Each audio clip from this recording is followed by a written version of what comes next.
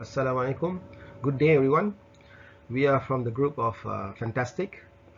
Today we are going to cover our coursework, which is on marketing management. We have selected the topic of 100 plus as one of our product. And in this presentation, we will cover the market penetration strategies, product development strategies, target market and their needs, 100 plus competitor analysis, and micro environmental forces. Thank you. 100 plus as a brand that we know of is one of the leading brands under the flagship of Fraser and Neef FNN in Malaysia. It is produced and distributed by FNN Beverage Marketing Sdn Bhd, and it is one of the largest soft drink distributor and also manufacturer in Malaysia as well as in the region. With this product 100 plus, which was launched back in 1983 in Malaysia, it is one of the sports and active lifestyle drinks, where in a early stage there was only one flavor, and along the way 100 plus have evolved in a few other options. As you can see in this slide, there are 7 different flavors now, and we will cover in detail in next slide. In FNN's product market expansion strategies, whereby behind the scene the company believed that the brand has a potential in Malaysia market back then itself in 1983, where they have actually continuously invest in resources, time and effort to build a brand and promote 100 plus to the sporting community. The company also has a very broad foresight and vision, whereby they are more concerned in terms of health conscious awareness, and in order to distinct other players and also other competitors, 100 plus had made itself in a position that holds 80% of the market share. It is also the first thirst quenching and caffeine free, specially formulated to help restore what the body has lost during the physical exertion and rehydrate the body to optimal hydration balance. It has a unique formula combines with fluid, carbohydrate and electrolytes for quick and efficient absorption of fluid into the body, which makes the product penetrated in the market quite easily. And it was the reception of the the people was very good back in 1983 itself. As for the market development, 100 plus constantly revamp and re-engineer the product to meet the current standard as well as the lifestyle itself, by adding not only flavors but also non-carbonated and also reduced sugar compared to its original production, whereby in terms of market development, when the government recently introduced the sugar tax, it also have benefited, whereby 100 plus managed to position itself as one of the option not only for healthy lifestyle and also sportsman's category, but also they have had a partnership with McDonald's, and it went well as one of the service offerings that McDonald's has, with the addition of 100 plus as one of the alternative soft drinks, which is seen to be healthier than the caffeine contained products. As I mentioned just now, the product development, adding flavors and also a few other enhancement that FNN had made. It also had introduced few other recipes with profitable opportunity which tap into the market. And as I said, it holds 80% of the market share in Malaysia. When we talk about diversification, as I mentioned just now, as 100 Plus went into a market which dominates the sportsman's category as one of the thirst quenching drink, it also has entered into McDonald's, as I mentioned, as one of the alternative for those health conscious group of people. Now we drill down on market penetration strategies. Of course, the price dictates the position aside from the taste of the product itself, and also the penetration in other segments, through other segments. And price adjustment is one of the key success for FNN in terms of 100 Plus. That's one of their product. And they also managed to restructure a mature market by driving out competitors through their price alignments, and also stable pricing, and also competitive pricing. And having to say that, they also maintain or increase a market share from the current products as well as the latest products that they share across with other competitors. And along the way, we also can see their increased promotions.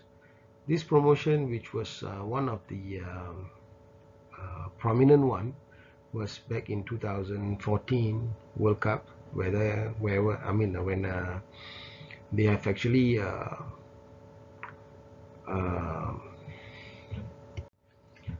actually run a promotion to redeem football jersey or football marks. Though it sounds simple, but the right time of approach, and also the stigma that it created, lasted longer, and able to stand in the market. This product also managed to secure dominance of growth, whereby, as we are well aware, there are four mainstream of sports in terms of ball sports, strength and combat sports, track and endurance, and also ice or water snow. Of course, ice and water snow sports is not relevant to this climate. But having said that, in terms of water sports and the rest of the three that I mentioned just now, it has been climbed to a position of 90% market share in 2017. And it also translated into 14% revenue increase in 2019, whereby the market capitalization of FNN itself was 9.27 billion as of 2019. Product improvements, of course, we have seen in slide number 2 just now. There are, flavors that being offered, carbonated or non-carbonated, and this product also comes with innovation in the way that it is represented in the market, in a way that how the bottle shape is, and also the contents, which is suitable for all age group of sporting. And having to summarize the price adjustment itself, the pricing methodology inclusive of distribution costs, FNN distribution still managed to hold the market with a wide range of products aside from 100 plus itself. As for the product development strategies, there's a target group of age that is being proportioned, whereby young teenagers and also broad group of people that is being targeted for. There's a specific product that suits the need as well as the pricing of it. As you can see in this slide, they are isotonic drinks, ranges from $1.90 to $2.30.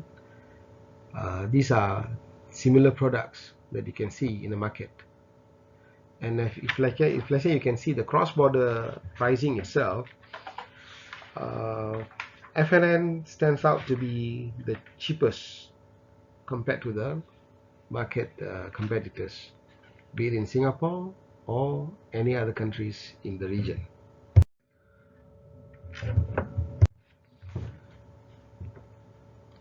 In macro-environmental forces, there are three different trends.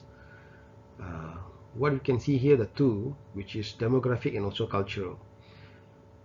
As I explained earlier, the target market consists of the people in the age of 15 to 60, which is covering up 70% of total population in the country. Generally, it is categorized as a active group or so-called working age group, dominating a significant portion of the said 70%. Lifestyle and also background of education and category of employment will not be a major factor in the buyer's behavior or the decision of the product purchase. But the new product that is offered similar to the competitive pricing, which is at 1 ringgit 80 cent and 2 ringgit, it is one of the factor that the market penetration is made possible because it is relatively cheaper than the competitors. And also culturally, it is a positive trend where it is shifting towards a healthier lifestyle through proper diet and also exercising activities, which is seen to be increasing in Malaysians. And the data that is obtained from statistica.com, where there was a survey of dietary habits in Malaysia in 2018. According to the data, about 53%, as you can see here in the graph, 53% of Malaysian respondents feel that they were following a healthy diet, while 13% didn't consider themselves to be eating healthy. It is also crucial, for FNN to understand the product line that is being offered as one of the solution. Product itself, the packaging, also have been evolved, whereby the product position also act as a statement, whereby not only the ingredients, but also how it can help us to rehydrate, and also the health benefits, and also the quick realization of benefit that can be obtained. The information of it is easily available in the product itself. So this is covered in bottling specification, as well as the amount of sugars, and also for healthy savvy group of people, they will be more looking towards the number of calories, the content of calories, and so on. So with this offering, there are only 40 calories, no sugar added, and no artificial, and it acts as a one full serving of a fruit that you compensate for a natural delicious hydration for the body. These act as one of the micro environmental forces that makes 100 plus as one of the choice in Malaysia. And also in cross-border, if let's say we can look at it, product-wise, FNN products not only 100 plus but majorly 100 plus dominates that soft drinks market locally. As you can see in this slide, this is one of the product which is Pocid 100. So this is the first in Malaysia added with apple cider. So there's no sugar. So these are kind of products or ingredients that is being hunted for by the 53% as what we discussed earlier. Not to mention the product packaging itself is appealing and also provides vital information that is required for healthy savvy people. As we covered in our previous slide, the market development strategy is one of it is the marketing and distribution, which plays a vital role in terms of the costing of the product itself. And this was also made possible whereby there's a mixture of product that is offered by FNN compared to its competitor. And if let's say we can see to or drill down to certain region, I mean certain country in the region, for example, as outside Malaysia, Singapore, the close one is that we can look at is Myanmar, which is one of the countries that FNN is booming. So in that particular local land, FNN still holds at least 80 to 90% of market share, and 100 plus has 30% of it in Malaysia alone. And if let's say we compare product pricing is relatively cheaper than the competitors. So this directly places FNN and its products, especially 100 plus, as one of the market leadership, and also there's a control of direct distribution ship itself. Other products that FNN is offering is a mixed tea product. There are also other brand of dairies and also other kind of juice and also ice creams. That's one of the product, I mean a few of the product offerings. As we can see here, there are comparison of pricing of FNN competitor. If let's say we can do it, I mean look at the table at the top bottom on the left, that quadrant actually showing the difference of the pricing in Singapore. And if let's say you look at the graph below, that is amount of sugar that is contained in a product. So the composition of sugar plays a vital role. As I mentioned just now in my earlier slide, with the implementation of a sugar tax, this actually benefited FNN in terms of costing for both the product cost itself and the raw material cost, and also the taxation or the excise duty saving for producing products which is lower than the taxable amount. And one of the diversification strategy, as you can see, the product ingredient itself. Thank you and have a nice day.